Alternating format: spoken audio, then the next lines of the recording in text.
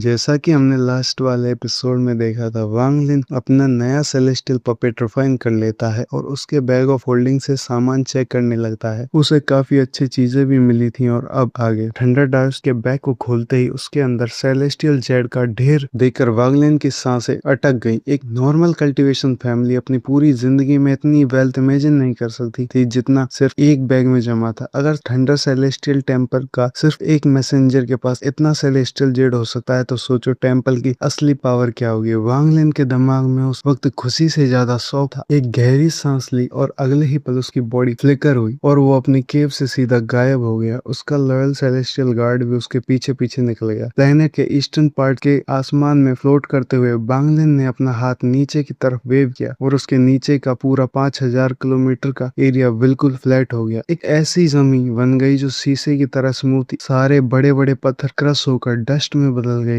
इस massive flat जमीन के सेंटर में आकर वांग लिन बैठ गया। उसने अपना बैग ऑफ होल्डिंग पर प्रेस किया और तीनों कल्टीवेशन फैमिली से लूटी हुई सारी सेलेस्टियल जेड बाहर निकल आई जो उसके चारों तरफ एक पहाड़ की तरह जमा हो गई। डिफेंसेस को मजबूत बनाने के लिए वांग लिन ने अपना 1 बिलियन सोल फ्लैग निकाला। फ्लैग के सारे सोल फ्रेगमेंट बाहर आए और फ्यूज होकर 3 प्राइमरी सोल्स में बदल गए जो उस पूरे एरिया की पेट्रोलिंग करने लगे। सेलेस्टियल गार्ड भी हवा में उड़ता हुआ हर डायरेक्शन पर केयरफुल नजर रखे हुए था। सब सेट करने के बाद वांग लिन ने अपनी आंखें बंद की, हाथों से एक सील फॉर्म किया और सेलेस्टियल स्पिरिचुअल एनर्जी को एब्जॉर्ब करने लगा। उसका कल्टीवेशन लेवल एक भयानक स्पीड से बढ़ने लगा। वहीं दूसरी तरफ दूर अलायंस स्टार सिस्टम में एक अवेंडेंट बेजन प्लेनेट दिखाई देता है। यह प्लेनेट सुजाकू से भी छोटा था और यहाँ किसी भी तरह के लाइफ का कोई नामो निशान नहीं था। लेकिन आज इस सुनसान प्लेस में 3 स्वॉर्ड एनर्जीज तेजी से स्टार को क्रॉस करती हुई आई। सबसे आगे एक औरत थी जिसने एक ग्रेसफुल पर्पल कॉटन ड्रेस पहनी हुई थी। उसके प्लम कलर के होठ और फोरहेड पर चमकते हुए बटरफ्लाई डिस्क उसकी ब्यूटी पर एक अलग ही चार्म दे रहे थे। और वांग लिन यहाँ होता तो वो इस औरत को तुरंत पहचान लेता। ये थी जीजिन, वही जीजिन जिसने कियान फेंग को डिवोर किया था और इसे प्लेनेट 5 एलिमेंट से भी निकाल दिया गया था। अब वो शिसुए के फादर या शिसुए के फादर ब्लड एंसेस्टर की ककुबाइन बन चुकी थी। उसके पीछे 2 एल्ड्स ओल्ड मैन उड़ रहे थे। ये ब्लड एंसेस्टर द्वारा रिफाइन किए गए ब्लड स्लेव्स थे और इनमें से हर एक स्लेव का कल्टीवेशन एसेंडेंट लेवल पर था। जीजिन ने एक अट्रैक्टिव पर एक्सट्रीमली कोल्ड आवाज में पूछा, तो क्या यही वो प्लेनेट है जिसके बारे में तुमने बात की थी? एक ब्लड स्लेव ने स्लो टोन में रिप्लाई किया, हाँ मिस्ट्रेस, यही वो प्लेनेट है। जीजिन की आंखें सिकुड़ गई थी। 3 महीने पहले इस प्लेनेट पर कुछ अजीब चेंजेस हो रहे थे, जैसे ये प्लेनेट धीरे धीरे मर रहा हो। डीमन स्पिरिट लैंड के ट्रिप के बाद से ही ब्लड एंसेस्टर बिना किसी को बताए गायब हो गए थे। जीजिन इस प्लेनेट की मिस्ट्री को चेक करने आई हुई थी। जैसे ही उन्होंने उस एवेंडेंट प्लेनेट पर लैंड किया, उन्होंने कंटिन्यूअसली जमीन के कोर से आवाज सुनाई देने लगी। जमीन में बड़े बड़े क्रैक्स बन रहे थे और दूर दूर तक एक पहाड़ अचानक से उनकी आंखों के सामने कोलैप्स हो गया था। एक ब्लड स्लेव ने ऑब्जर्व करते हुए कहा, हालांकि ये प्लेनेट 400 साल पहले ही एवेंडेंट हो चुका था, पर तब ये इतना अजीब नहीं था। ऐसा लग रहा है जैसे इस प्लेनेट ने अपना एक पूरा लाइफ साइकिल कंप्लीट कर लिया हो। जीजिन की आंखों में एक चमक आई और उसने अपना डिवाइन सेंस प्लेनेट के कोर में भेजा। और जैसे ही उसकी डिवाइन सेंस जमीन के अंदर पहुंची, एक बर्फ से भी कोल्ड प्योर किलिंग इंटेंट से भरी आवाज अचानक गूंज उठी और बोली, स्क्रैम। ये आवाज आम थंडर से कहीं गुना ज्यादा वॉयलेंट थी और इसने पूरे प्लेनेट को हिलाकर रख दिया। जमीन में और भी क्रैक बनने लगे। आसमान अचानक डार्क हो गया, जैसे आसमां को भी इस आवाज से विरोध करने की हिम्मत ना हो। ऐसा लग रहा था जैसे अनगिनत आवाजें एक ही वक्त पर रोर कर रही हो, स्क्रैम। इस दूसरी आवाज के टकराते ही पूरा प्लेनेट मानो कोलैप्स होने लगा और आसमान में स्पेटियल क्रैक खुल गए। ये जगह 1 सेकंड में नरक बन चुकी थी। जीजिन का चेहरा डर से सफेद पड़ गया था। उसके पीछे खड़े दोनों एसेंडेंट लेवल पपेट पूरी तरह से कांपने लगे और अपने मुंह से ब्लड वॉमिट करने लगे। जीजिन बिना एक भी सेकंड वेस्ट किए उस टेरर के आगे रेस्पेक्टफुली वो करते हुए कहती है, जूनियर को पता नहीं था कि ये सीनियर का क्लोज डोर कल्टीवेशन स्पॉट है। मुझे डिस्टर्ब करने के लिए माफ करें, मैं अभी यहाँ से निकल रही हूँ। उसकी खोपड़ी नम हो चुकी थी। वो जल्दी से दोनों स्लेव के साथ बिना किसी एजिटेशन के स्पेस की तरफ भागी, पर तभी पीछे रंबलिंग साउंड और लाउड हो गए। वो पूरा प्लेनेट एक जाइंट वॉल की तरह लग रहा था जिसमें हजारों क्रैक्स पड़ चुके थे और अगले ही सेकंड वो प्लेनेट एक धमाके के साथ कोलैप्स हो गया था। ब्लास्ट के फोर्स से एक इनविजिबल और डेडली एनर्जी वेव जीजिन की तरफ बढ़ी और उसकी स्पीड भी बहुत फास्ट थी। जान बचाने की डेस्परेशन में जीजिन चीखी, ब्लड स्लेव्स, उस वेव को रोको और अपने आप को एक्सप्लोर करो। दोनों असेंडेंट ब्लड स्लेव बिना किसी हेजिटेशन के उस फोर्स को रोकने का प्रयास करते हैं और अपनी ओरिजिन सोल को डिटोनेट कर देते हैं। इस इंसेन सेल्फ डिस्ट्रक्शन से मिले छोटे से टाइम विंडो में जीजन ने एक ब्लड रेड जेट निकाला जो टेलीपोर्टेशन के लिए था और वापस ब्लड प्लेनेट भाग निकली। प्लेनेट के कोलैप्स होने के बाद उस स्पेस का ठीक सेंटर में एक फिगर खड़ा था। उसके बाल रेड थे जैसे कि खून के जैसे हों और वो स्पेस में लहरा रहे थे। उसकी आंखें कोल्ड थी, उसकी कठोर स्किन पर वेन्स बिल्कुल एंशिएंट रून्स की तरह क्लियरली उभरी हुई थी और सबसे इम्पोर्टेंट उसके फोरहेड पर 4 स्टार स्लोली रोटेट कर रहे थे, जिसमें से चौथा स्टार फ्लिकर कर रहा था, मानो वो थोड़ा इनकम्प्लीट हो। ये बांगलिन की ओरिजिनल बॉडी थी। इस प्लेनेट पर अब एब्जॉर्ब करने के लिए कोई स्पिरिचुअल एनर्जी नहीं बची है। उसने अपने हाथ से आसपास की डस्ट को ग्रैब किया और एक एंशिएंट ऑरा कंडेंस करने की कोशिश करी, पर थोड़ी देर में वो एनर्जी डेसिपेट हो गई। बांगलिन ने ठंडी आवाज में कहा, इस सोल एक्सट्रैक्शन स्पेल को चलाने के लिए मुझे और कल्टीवेशन की जरूरत है। ये वही स्पेल है जो वांगलिन ने स्कैटर डेविल से कंप्रीहेंड की थी। अपने फिजिकल स्ट्रेंथ के दम पर बिना किसी स्टार कंपास के उसने स्पेस में स्टेप किया। अनफॉर्चुनेटली मुझे अब तक किसी एडल्ट एंसेंट गॉड का ऑरा नहीं मिला। उसके बिना मेरा 4th स्टार ट्रू सेंस में कंप्लीट नहीं होगा। क्या मुझे वापस प्लेनेट सुजाकू का एक ट्रिप लेना पड़ेगा? मुझे नहीं पता तो सैन की चेन्स कब तक टूटेगी और वो कब आजाद होगा। और इन्हीं थॉट के साथ वांगलिन की ओरिजिनल बॉडी स्टार्स के बीच ट्रेवल करने निकल गई, एक नए अबैंडन प्लेनेट की तलाश में जहाँ नेचुरल थंडर की लेयर हो। सीन शिफ्ट होता है प्लेनेट सुजाकू के सी ऑफ डेविल्स पर। यह जगह जो कभी थिक फॉग से भरी रहती थी अब पूरी तरह से एक एम्प्टी बेसिन बन चुकी थी। इसके डेप्थ में एक फॉरबिडन एरिया था, द ब्रोकन क्योटिक स्टार्स। यहाँ गलती से भी आने वाला इंसान रहस्यमय तरीके से गायब हो जाता था। इसके अंदर एंशिएंट गॉड के लैंड में सी ऑफ ब्लड था। इस खूनी समुंदर के बीच काउंटलेस एंशिएंट कल्टीवेटर बैठे थे और वो ब्लड सी उनकी बॉडी को इन्वेड करके उनके कल्टीवेशन को और भी ज्यादा पावरफुल और करप्टेड बना रहा था। इस ब्लड सी के सबसे बड़े पिलर पर वही रेड हेयर्ड मॉन्स्टर बैठा था, ताओ सैन। उसकी बॉडी एक ऐसी टेरिफाइंग ऑरा निकल रही थी। उसके बगल में जमीन पर एक रस्ट कवर्ड तलवार दबी हुई थी जिस पर सूखा खून जमा हुआ था और ताओ सैन अपने शार्प नाखूनों से उस जाइंट पिलर पर कुछ कार्व कर रहा था। वो वर्ड था वांग लिन। वो पूरा का पूरा मैसिव पिलर ऊपर से नीचे तक सिर्फ उन्हीं 2 शब्दों से भरा हुआ था, वांग लिन। ताओ सैन के गले पर एक डरावनी आवाज निकली जो पूरे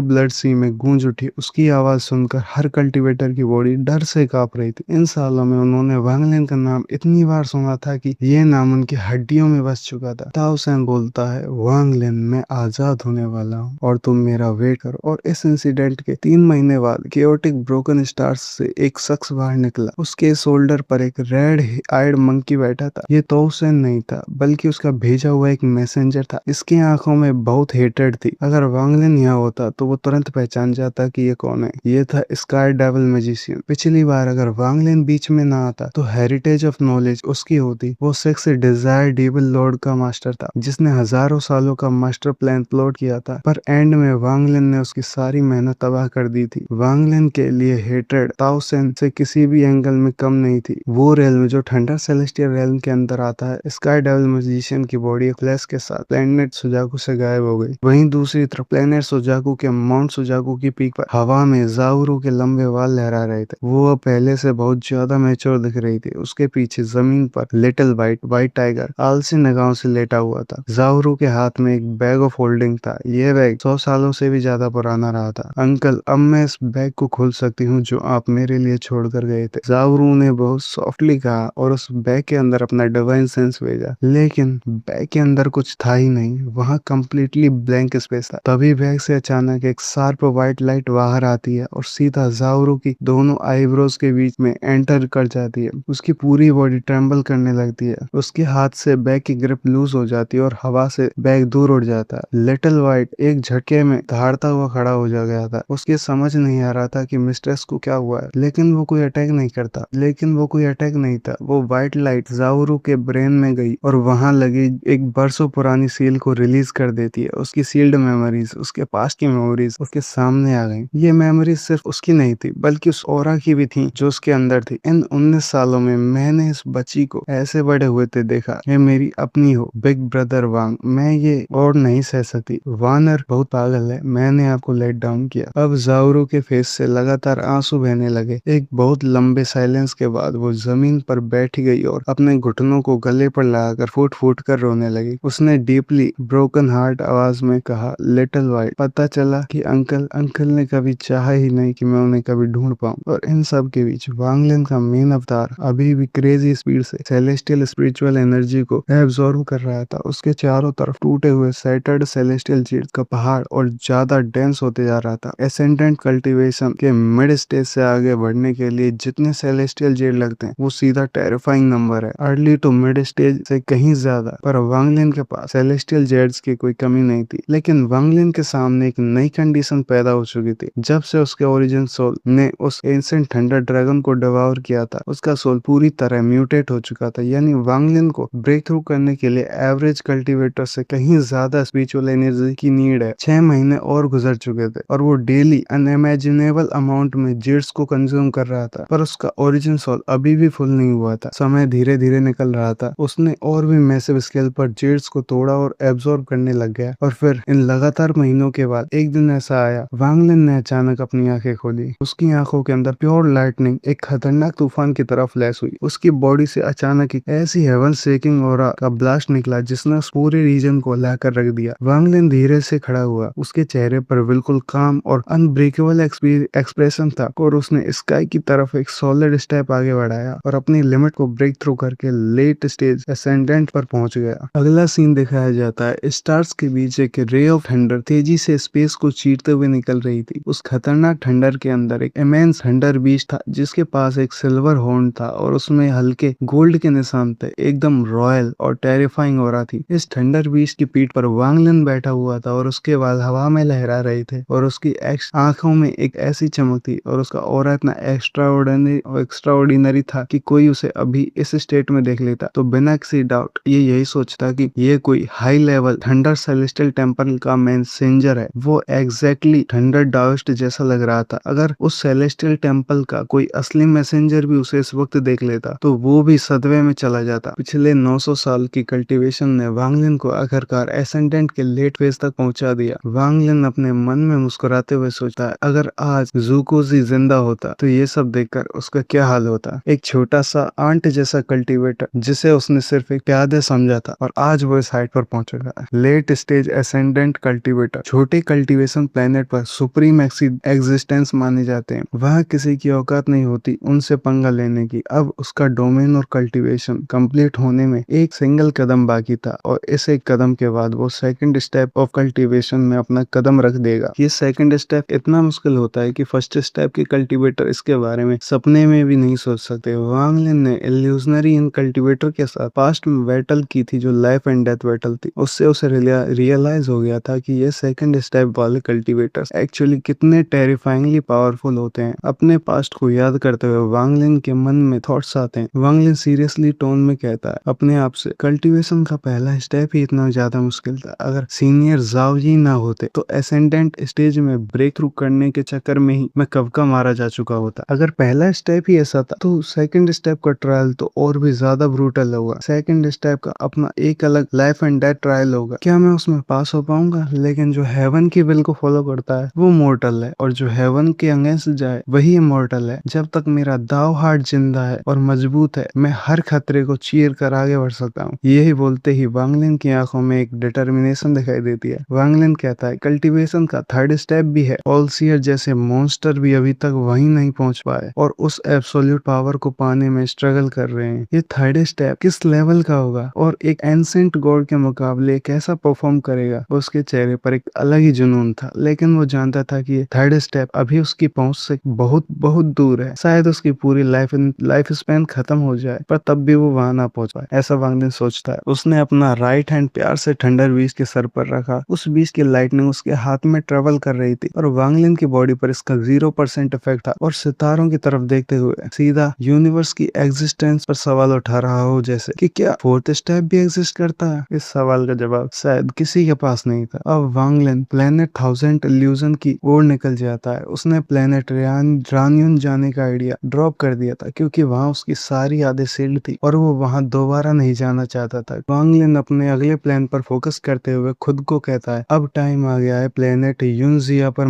उस मून गेजर सरपेंट को एक्सप्लोर करने का। मुझे बहुत ही बड़ी मात्रा में सेलेस्टियल एक्सेशन फ्रूट की जरूरत है और इस काम के लिए हुआन फैमिली बेस्ट टारगेट है। वांगलिन थंडर बीस्ट पर बैठ के आगे बढ़ता है। हालांकि ये स्टार कंपास से थोड़ा स्लो था, लेकिन उसकी स्पीड अभी भी काफी टेरिफाइंग फास्ट थी। वांगलिन एनालाइज करते हुए बोलता है, मेरी ओरिजिनल बॉडी ने एक छोटे प्लेनेट की सारी स्पिरिचुअल एनर्जी एब्जॉर्ब कर ली है और अब उसकी एंशिएंट गॉड की स्ट्रेंथ 4 स्टार लेवल तक पहुंच चुकी है, लेकिन उसमें अभी भी एक एडल्ट एंशिएंट गॉड का ट्रू ऑरा मिसिंग है। मैं सोच रहा हूँ क्या मैं इस ऑल हेवन में इसे ढूंढ सकता हूँ। अचानक उसकी आंखों में एक बल्ब जलता है, जैसे उसे कुछ पता चल गया। वांगलिन मुस्कुराते हुए कहता है, मून गेजर सरपेंट एक पैरासाइट है जो एंशिएंट गॉड की बॉडी के अंदर जिंदा रहता है। वहाँ जरूर किसी एंशिएंट गॉड का ऑरा होगा। मुझे याद है प्लेनेट यान पर कल्टीवेशन अलायंस का एक मैसेंजर एक स्टार टेबल जानवर लाया था। वो क्रीचर एंशिएंट गॉड के ऑरा को सेंस करने में मास्टर है। अगर वो बीस्ट यहाँ होता तो एंशिएंट और गॉड का ऑरा ढूंढना बहुत आसान हो जाता। आधा महीना गुजर गया था और फाइनली वांगलिन को प्लेनेट थाउजेंड इल्यूजन दिखाई देता है। उसकी आंखें एकदम काम थी, जैसे कि थंडर बीस्ट प्लेनेट की तरफ जाने लगा, लेकिन जैसे ही उसने प्लेनेट की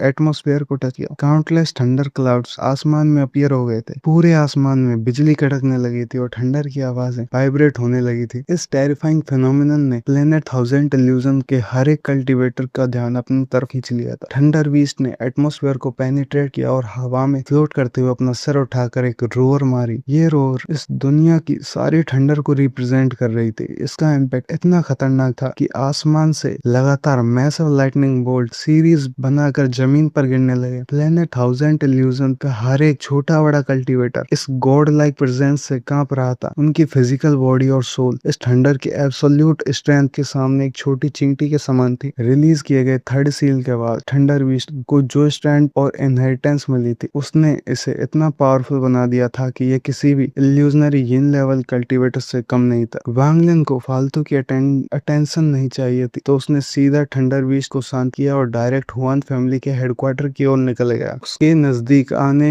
से पहले ही हुआन फैमिली के हेडक्वार्टर में पैनिक मच गया। हुआन फैमिली का हेड हुआन फेंगशन अपने सारे टॉप कल्टीवेटर्स को लीड करता हुआ बाहर आया। वो सब आसमान की ओर आते हुए डेथली थंडर को डर के साथ देख रहे थे, लेकिन जब उन्होंने क्लियरली विजन में देखा कि उस थंडर बीस्ट पर कौन बैठा है, तो कुछ लोग तो चौंक कर जोर से चिल्ला पड़े। हुआन फैमिली अपनी मौत तक वांगलिन का वो चेहरा नहीं भूल सकती थी। वांगलिन की आंखों में ठंडक दिखाई दे रही थी। वांगलिन ने एकदम कोल्ड टोन में कमांड दी, हुआन फैमिली है, सामने आओ। हुआन फेंगशन डरते हुए थोड़ा आगे आया और अपने सिर को झुकाकर हाथ जोड़कर रेस्पेक्टफुली बोला, हुआन फैमिली का हुआन फेंगशन ठंडा सेलेस्टियल टेम्पल के मैसेंजर को ग्रीट करता है। लॉर्ड मैसेंजर, मैं आपको पहले पहचान नहीं पाया। मैं उम्मीद करूंगा आप इसका बुरा नहीं मानोगे। वांगलिन ने कूडली बोला, क्या तुम्हारे पास एक लार्ज अमाउंट में सेलेस्टियल एक्सेशन फ्रूट निकालने का कोई तरीका है? सेलेस्टियल एक्सेशन फ्रूट? हुआन फेंगशन एकदम थमसा गया और कहा, लॉर्ड मैसेंजर, ये वांगलिन हुआन फेंगशन को घूरता है। उसके बस एक कमांड की देर थी और थंडर बीस्ट सबको स्लॉटर करने को तैयार था। ये प्रेशर फील करते ही हुआन फेंगशन ने नोड करते हुए बोला, छोड़िए, हुआन फैमिली अपने उस मौके को गिव अप करती है। हम अगले 100 साल में थंडर सेलेस्टियल रियल में एंटर करने की अपॉर्चुनिटी छोड़ते हैं और अपने जमा किए हुए सारे सेलेस्टियल एक्सेशन फ्रूट लॉर्ड मैसेंजर के हवाले करते हैं। वांगलिन के चेहरा अभी भी बिल्कुल न्यूट्रल था, जैसे उसे कोई फर्क ना पड़ रहा हो, पर अंदर ही अंदर उसका जीनियस दिमाग तेजी से कनेक्ट करने लगा था। हुआन फेंगशन के इस सेंटेंस में हिंट छुपे थे। क्या इस सेलेस्टियल एक्सेशन फ्रूट का direct connection thunder celestial realm से? वांगलिन ने पहले ही सुनजी से सुन रखा था कि थंडर सेलेस्टियल रियल्म 100 सालों में ओपन होने वाला है। अपने फेस पर जरा भी एक्सप्रेशन चेंज नहीं होने देता और वांगलिन साइलेंटली नोड करता है। हुआन फैमिली के पास काफी बड़ा स्टॉक था इन फ्रूट्स का, लेकिन वांगलिन की मैसिव जरूरत के आगे ये फ्रैक्शन भी नहीं था। वांगलिन ने इस थंडर बीस्ट के सर को सहलाया और अपने मन में प्लान बनाते हुए बोला, लगता है मुझे सच में इस थंडर सेलेस्टियल टेम्पल के नाम को उधार लेना पड़ेगा और इस प्योर नॉर्थन डोमेन, इस पूरे नॉर्थन डोमेन को लूटना पड़ेगा ताकि मैं अपनी जरूरत का स्टॉक पूरा कर सकूं। तो गाइस, आज के लिए इतना ही। मिलते हैं नेक्स्ट वीडियो में। अगर आपको एक्सप्लेनेशन जरा भी पसंद आया हो तो वीडियो को लाइक और चैनल को सब्सक्राइब जरूर कर देना। Bye bye.